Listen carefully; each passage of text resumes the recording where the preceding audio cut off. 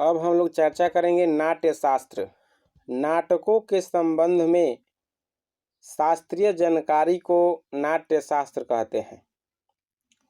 इस जानकारी का सबसे पुराना ग्रंथ भी नाट्य शास्त्र के नाम से जाना जाता है। इसके रचयिता भरत मुनि थे।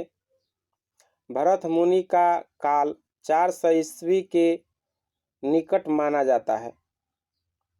संगीत, नाटक और अभिनय के संपूर्ण ग्रंथ के रूप में भरत मुनि के नाट्य शास्त्र का आज भी बहुत सम्मान है।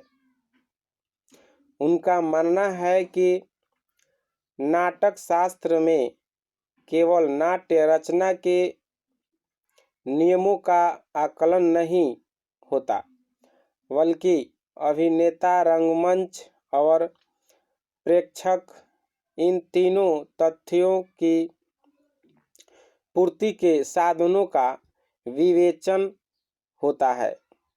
37 अध्यायों में भरत मुनि ने रंगमंच, अभिनेता, अभिनय, नृत्य, गीत, वाद्य, दर्शक, दशरूपक और रस निष्पत्ति से संबंधित सभी तथ्यों का विवेचन किया है।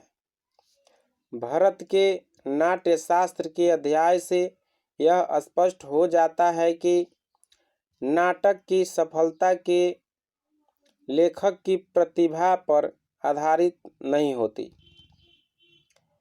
बल्कि विभिन्न कलाओं और कलाकारों से सम्यक के सहयोग से होती है। कहने का मतलब ये है कि लेखक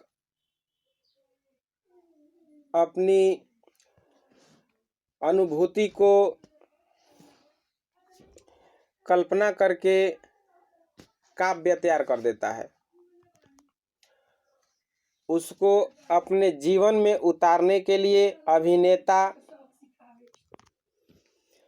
अभिनेता हो या अभिनेत्री हो या अन्य पात्र हो, जो भी है वो उस लेखक के माध्यम से जब तक अपने वास्तविक रूप को जीवन में नहीं उतारेंगे या नहीं उतारते, तो नाटक की अनुभूति को समझना असंभव है या उसमें रस की अनुभूति होगा ही नहीं, तो नाटक को देखने में आनंद नहीं मिलेगा।